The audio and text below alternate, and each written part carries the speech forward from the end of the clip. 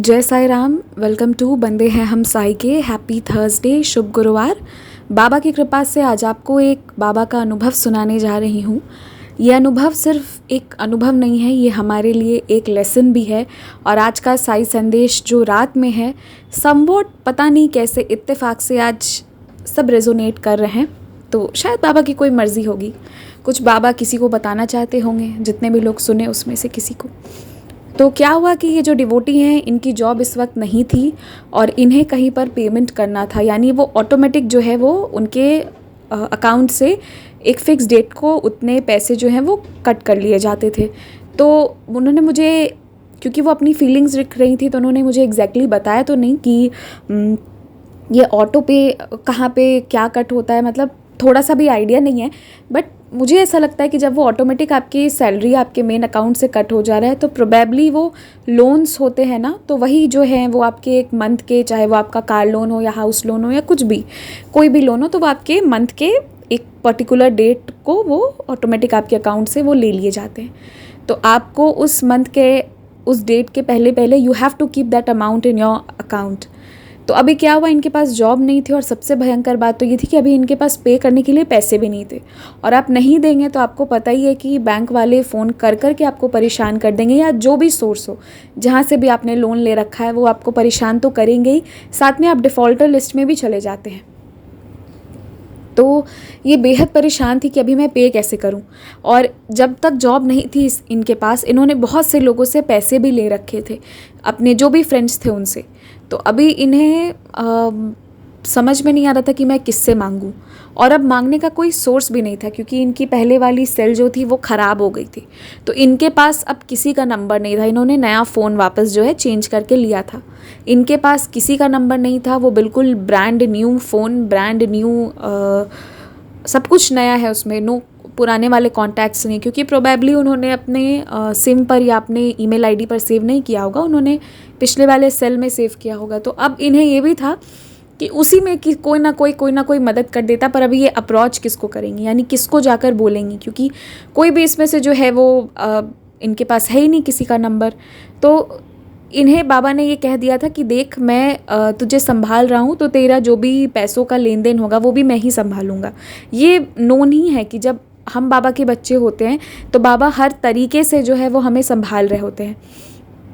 अब इन्हें समझ में नहीं आया कि अब मैं करूँ तो करूँ क्या।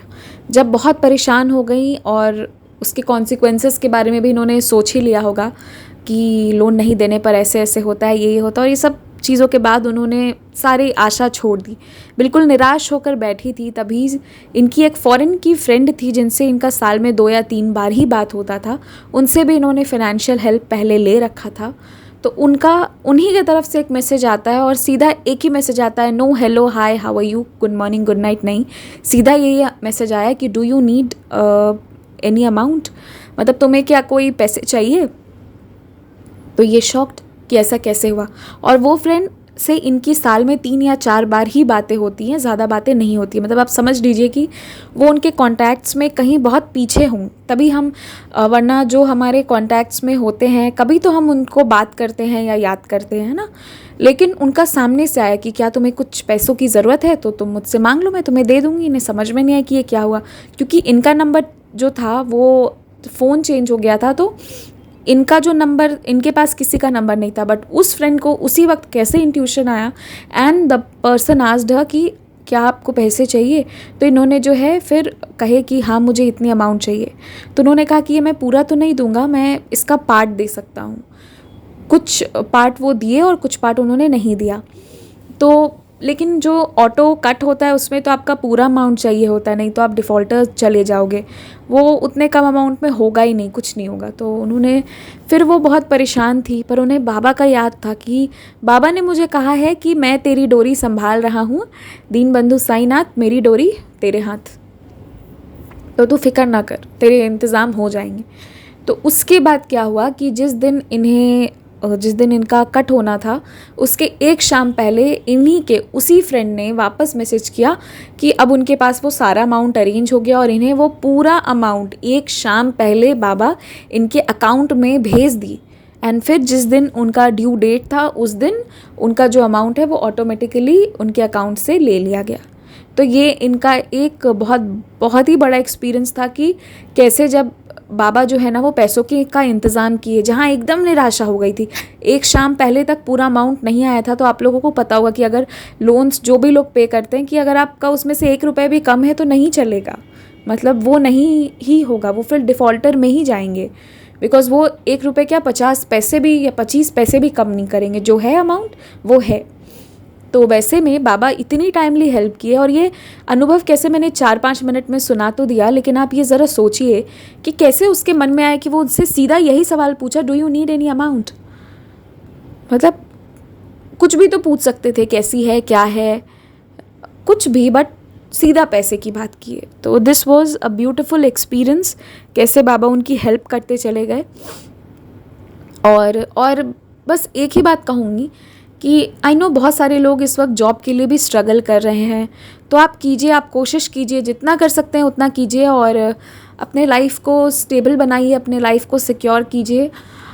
बाबा पे विश्वास लेकिन रखिए कि लास्ट में बाबा जो हैं वो आपको आपके पैरों पर खड़ा ज़रूर कर देंगे, लेकिन बाबा के विश्वास का ये मतलब नहीं है कि अब आप कहीं ट्राई ही नहीं करेंगे, चुपचाप पालती मार के बैठ जाएंगे कि कोई आएगा, कोई मुझे देगा, कोई डे ड्रीम थोड़ी करेगा कि अच्छा इस घर पे ये इंसान है, इसको देना। नहीं, आपको भी कोशिश करना होगा। मेक योर प्रोफाइल, या जो भी आप कर सकते हो आप वो करो, अपने तरफ से कोशिश करते रहो, तो फिर जो है वो आपका काम बहुत आसान हो जाएगा, पहली बात। और दूसरी बात, बहुत सारे लोग ऐसे होते हैं, मतलब ऐसे हैं जिनके पास इस वक्त पैसों की, मतलब ठीक है, ये नहीं कहती हूँ कि बहुत अबंडेंस में मनी है, लेकिन आपके खर्चों के लिए पैसे हैं, तो आप क्रेडिट्स लेना बंद कीजिए। आपको पता है, मैं ये बात हमेशा कहती थी कि क्रेडिट कार्ड्स जो है उसको थोड़ा दूर रखिए। मुझे नहीं पता था, I don't know about healing and all, मुझे हीलिंग कोर्सेज किसी चीज़ का कोई आइडिया नहीं है, पर मैं ये हमेशा कहती हूँ कि जो चीज़ आप तुरंत पे कर सकते हो उसे कल के लिए उधारी क्यों चुकाना। पता है, जब आप क्रेडिट कार्ड्स लेते हो या फिर आप हर जगह से क्रेडिट लेने लगते हो, तो एक तो क्रेडिट की वजह से